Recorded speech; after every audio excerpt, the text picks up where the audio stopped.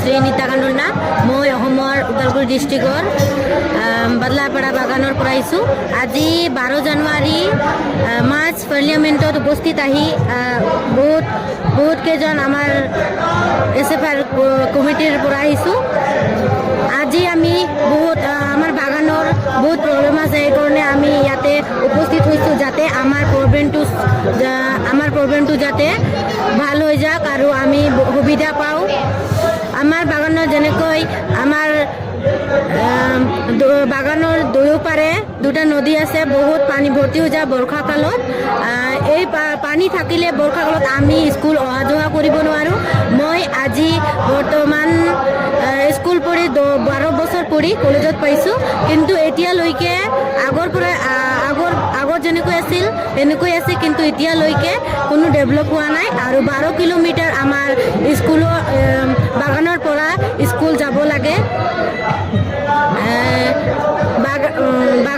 বাগানত থাকিলে বেছি ভাল হ'লে হয়, আমি খোজকাঢ়ি বা চাইকেল দি যাব পাৰিলোঁ, কিন্তু ইমান দূৰ হয়, সেইকাৰণে আমাৰ বহুত অসুবিধা হয়। নমস্কাৰ সতীৰ্থবৃন্দ, আজি SFIকে ধৰি ভাৰতৰ 16টা ছাত্ৰ সংগঠনে আমি যন্তৰ মন্তৰৰ সন্মুখত এক প্ৰতিবাদী কাৰ্যসূচী গ্ৰহণ কৰিছোঁ। এই প্ৰতিবাদী কাৰ্যসূচী হৈছে বিজেপি চৰকাৰৰ ৰাষ্ট্ৰীয় শিক্ষানীতি 2020ৰ বিৰুদ্ধে। এই ৰাষ্ট্ৰীয় শিক্ষানীতি 2020ৰ যোগেদি বিজেপি চৰকাৰে শিক্ষাৰ যি গেৰুৱাকৰণ, কেন্দ্ৰীকৰণ আৰু ব্যৱসায়ীকৰণ কৰিব বিচাৰিছে, তাৰ বাবে আমি আজি এই প্ৰতিবাদী কাৰ্যসূচী ইয়াতে সাব্যস্ত কৰিবলৈ আগবাঢ়ি আহিছোঁ। VAC ভেলু এডেড কোৰ্চৰ যোগেদি ভাৰতীয় জনতা পাৰ্টীৰ চৰকাৰখনে ভাৰতবৰ্ষত শিক্ষাৰ এক গেৰুৱাকৰণৰ প্ৰচেষ্টা ইতিমধ্যে আৰম্ভ কৰিছে, আৰু এই প্ৰচেষ্টাক মুখিমূৰ কৰিবলৈ আমি ছাত্ৰসকলে ইয়াতে একত্ৰিত হোৱাৰ সিদ্ধান্ত গ্ৰহণ কৰিছোঁ। MD চিষ্টেম অৰ্থাৎ মাল্টিডিচিপ্লিনাৰী ইলেক্টিভৰ যোগেদি এই চৰকাৰখনে ছাত্ৰসকলৰ ওপৰত এনেকুৱা কিছুমান বিষয় জাপি দিছে, যাৰ জৰিয়তে এক ষড়যন্ত্ৰ ৰচনা কৰা হৈছে ভাৰতবৰ্ষত গৱেষণামূলক শিক্ষাক গুৰিতে উঘালি পেলোৱাৰ। আৰু এই ষড়যন্ত্ৰটোৱে ভাৰতবৰ্ষৰ ভৱিষ্যতে ছাত্ৰসকলক সংস্থাপনৰ বজাৰখনত কিমান বেমেজালিত পেলাব সেয়া ইতিমধ্যে আমাৰ দৃষ্টিত পৰিলক্ষিত হৈছে। গতিকে আমাৰ এই সংগ্ৰাম অব্যাহত থাকিব যেতিয়ালৈকে ভাৰতীয় জনতা পাৰ্টীৰ এই চৰকাৰখনে ৰাষ্ট্ৰীয় শিক্ষানীতি 2020 বাতিল নকৰে। ধন্যবাদ। तो साथियों, जैसा कि आप सब जानते हैं, आज दिल्ली के जंतर मंतर में हज़ारों की संख्या में 16 अलग अलग छात्र संगठनों के छात्र जंतर मंतर पर इकट्ठा हुए हैं। आज का जो ऑल इंडिया मार्च का call United students of India के द्वारा दिया गया था, वो जो राष्ट्रीय शिक्षा नीति मोदी सरकार लागू करना चाहती है उसके खिलाफ है।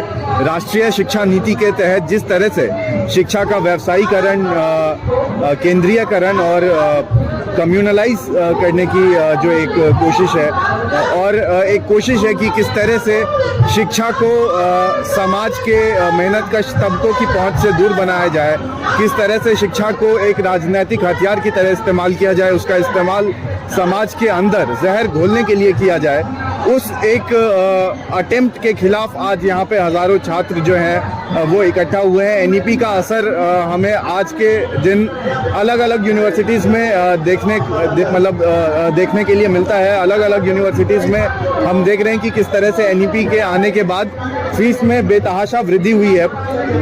NEP के अंदर एक चीज़ सरकार ने कहा है कि हम इंस्टीट्यूट्स को फाइनेंशियल ऑटोनॉमी देंगे, वित्तीय स्वायत्तता देंगे। इसका मतलब क्या है कि इससे पहले जो हायर एजुकेशन में यूनिवर्सिटीज़ को, कॉलेजेस को UGC से ग्रांट मिला करता था, अब वो सरकार ग्रांट नहीं देना चाहती है। अब वो यूनिवर्सिटीज़ को, कॉलेजेस को लोन देना चाहती हैं, जो लोन एक समय के बाद यूनिवर्सिटीज़ और कॉलेजेस को रीपे करना होगा। एक ही ऑप्शन जितने भी हमारे एजुकेशनल इंस्टीट्यूट्स हैं उनके पास बचता है कि इस जो रकम है, जो लोन की रकम है, उसकी भरपाई स्टूडेंट्स की फीस बढ़ाकर करें, अपने खर्चों में कटौती करके करें।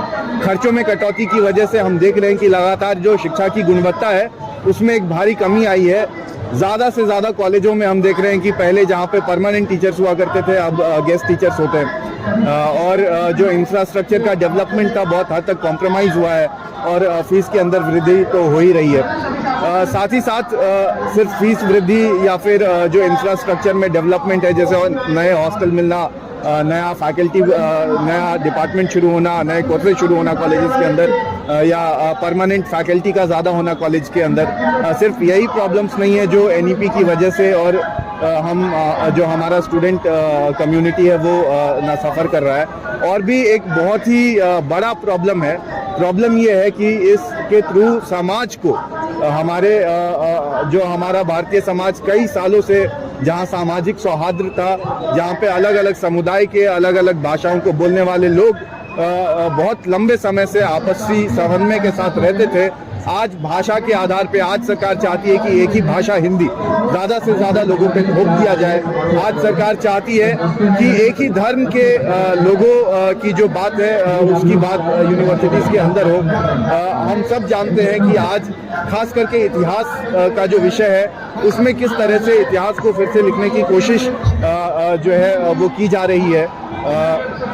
लगातार आजकल बात होने लगी है कि भारत 800 सालों से गुलाम था और जो मुसलमान है वो किस तरह से आक्रांता है, और भी बहुत सारी चीज़ें हो रही हैं। आप अगर देखेंगे दिल्ली के अंदर एक यूनिवर्सिटी है, दिल्ली यूनिवर्सिटी, उसमें एक हिंदू स्टडीज़ के लिए डिपार्टमेंट बना है। इसी तरह से जेएनयू के अंदर हिंदू स्टडीज़ के लिए डिपार्टमेंट बना है।